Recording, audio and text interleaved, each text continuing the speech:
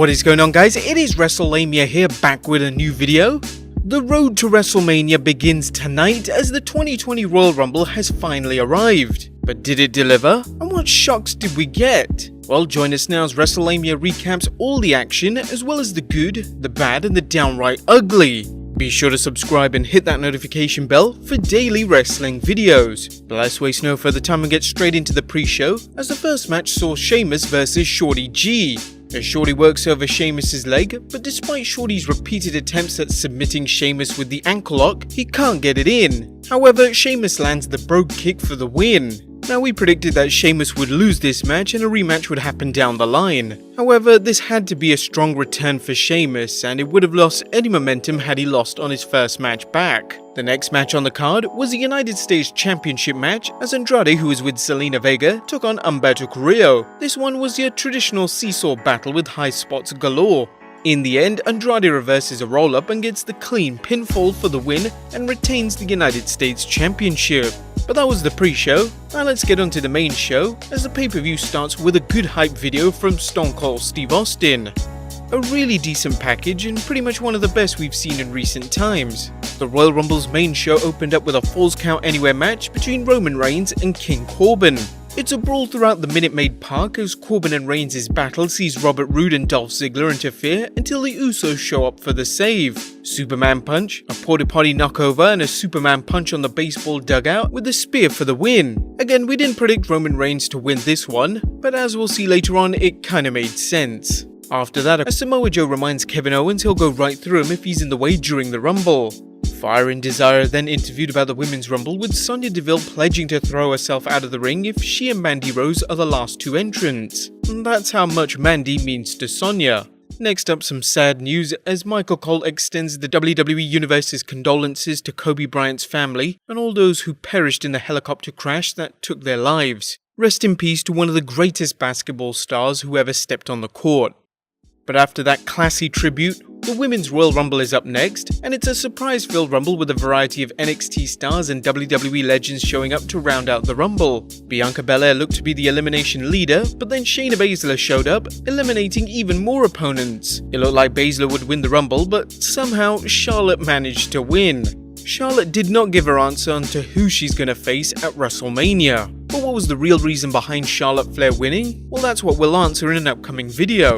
Next up is the SmackDown Women's Championship match, as champion Bayley takes on Lacey Evans. And nothing special as Bayley uses heel chicanery to dominate the match. Evans tries to mount her comeback, but when she moonsaults Bayley, the champ lifts up her knees, getting the pin with a handful of tights. Bayley retains the SmackDown Women's Championship. After that, it's the strap match for the WWE Championship as the champion The Fiend takes on Daniel Bryan. Bryan shows tremendous heart as he dished out and absorbed a brutal amount of punishment to and from The Fiend. As we've seen over the last few months, however, it's so far proved impossible to defeat an opponent who can suppress his pain. Bryan took The Fiend far, but proved to be his latest victim as The Fiend retained the WWE Championship. Next up was the Raw Women's Championship match as Becky Lynch takes on Asuka, who's with Kairi Sane. This match saw the man looking to defeat Asuka for the first time, with Kairi Sane's presence at ringside making things potentially more difficult for Lynch. It's an even match until Asuka goes for the Green Mist, but misses, and Lynch kicks her down, locking in the disarmer on a stunned Asuka for the submission win. Becky Lynch retains the Raw Women's Championship. And now it's time for the main event, the Men's Royal Rumble. It looks like it was going to be a Brock Lesnar night as the Beast eliminates an incredible 13 opponents. However, a low blow from Ricochet and a Claymore kick from Drew McIntyre sends Lesnar home. After that, it's a furious fight, but things really picked up when we got a massive and shock return from the Rated R superstar. Yes, Edge returned. After 9 whole years away from in-ring competition, Edge returned tonight. Yeah, we gotta admit, those thumbnails that depicted Edge in the rumor videos kinda paid off for us. Edge made it to the final 3 before Roman Reigns eliminated him, but it was wrestling's Scottish psychopath who got the win, eliminating Reigns. Drew McIntyre is on his way to WrestleMania as he closes out one of the most exciting men's rumble in recent history. But that was a quick recap. What about the good, the bad, and the downright ugly? Number 1, a strong pre-show. While 2 hours is too much for Wrestlelamia taste, tonight's Rumble pre-show featured 2 good matches and an excellent Royal Rumble hype video. Both pre-show matches told stories of young stars on the cusp of becoming champions, but not quite there yet. Number 2. Magnificent managing. The WWE seems to be slowly introducing the manager back into wrestling, and tonight, Zelina Vega showed just how much a manager can add to a match. As exciting as the Humberto vs Andrade match was, Vega's facial expressions added some drama to the match, showing how managers can enhance a match without distracting from in-ring action. Number 3. Falls Count Anywhere equals awesome action. The Falls Count Anywhere match was the right way to start off things with non-stop action featuring several sick bumps and the expected run-ins from Ziggler and Rude as well as the Usos.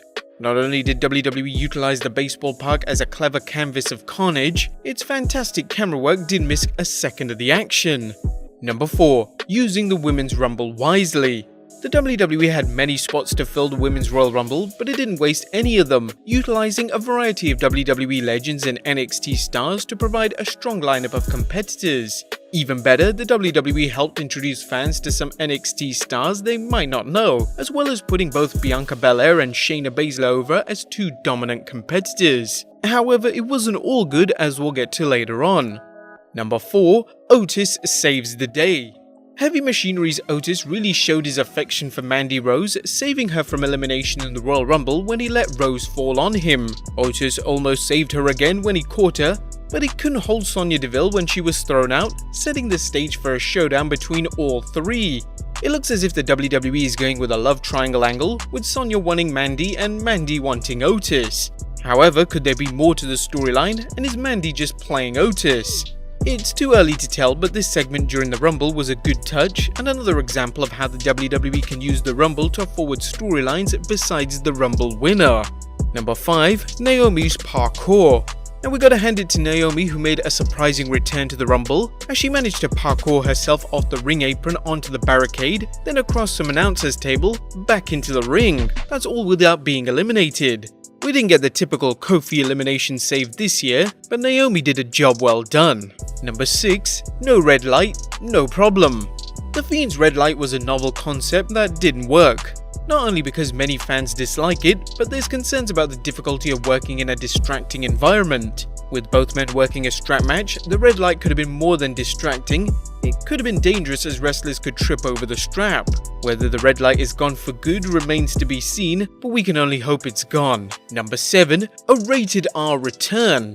Edge's return was the worst kept secret in wrestling in recent memory, as every news site called his Royal Rumble return, but nevertheless his return got the pop of the night as the WWE Universe was eager to welcome him back. Edge put in a great performance, including his wily elimination of former tag team partner Randy Orton, and helped made everyone look good. Although Edge's numerous spears had us wincing given his past neck injuries, it was great seeing him back, and we're looking forward to what the future plans the WWE has in store for him. Could he have a massive role at WrestleMania 36? We hope so. Edge was on song tonight. And lastly, Drew Day. All Wrestlelamia can say, it's about damn time. Drew McIntyre has been a wrestler with so much wasted potential ever since his first run in the WWE. When they managed to bring him back for a second run, there was immediate talk of a big push, but McIntyre's career repeatedly stalled, with him always performing in the upper card but rarely getting any main event exposure. Tonight showed the WWE has finally realized Drew has so much to offer, and with the fans on board, big things could lie ahead. His Rumble performance was gutsy and the kind of hard-earned victory the fans can get behind. Drew has done his part, now it's time for the WWE to craft him into a strong story to the top. We certainly want to see him close out WrestleMania 36 with the strap on his shoulders. But that was the good. What about the bad? A ruinous Rumble rule. The Royal Rumble is one, if not the most exciting match in WWE today, but one thing that saps some of the fun out of the event is the ridiculous rule that eliminated opponents can eliminate someone still competing. Yeah, it's happened in the past, but WWE shouldn't keep this trend. Yeah, we get it, WWE obviously wanted to further the Liv Morgan vs Lana program by Lana eliminating Liv when Lana had already been thrown out, but it takes away the excitement of the match.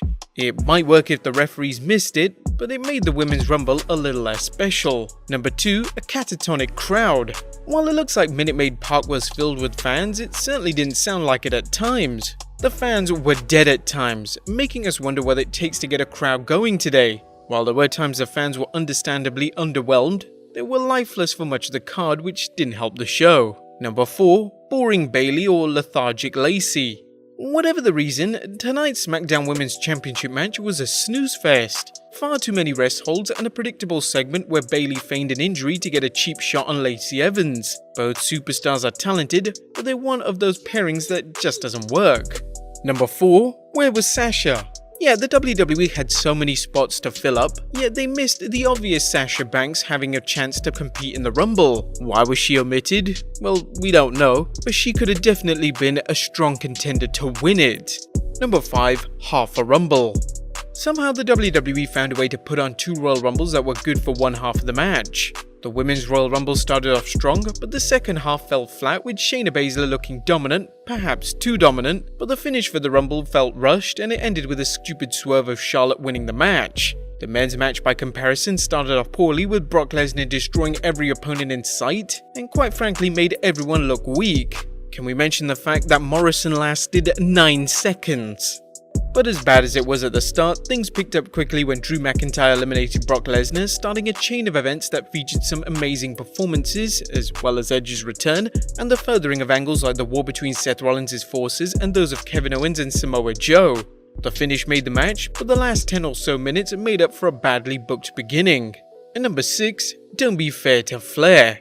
Although it's good to see Charlotte Flair stay competitive, there was zero reason for her to win this year's Royal Rumble, particularly after Shayna Baszler eliminated 8 opponents and looked to be on her way to winning. While we have a feeling we haven't seen the last of Shayna Baszler, Charlotte's victory was unnecessary. The Women's Rumble should have been a good way to get over someone new, either from NXT or a star from Raw or SmackDown. That didn't happen and it was a disappointment.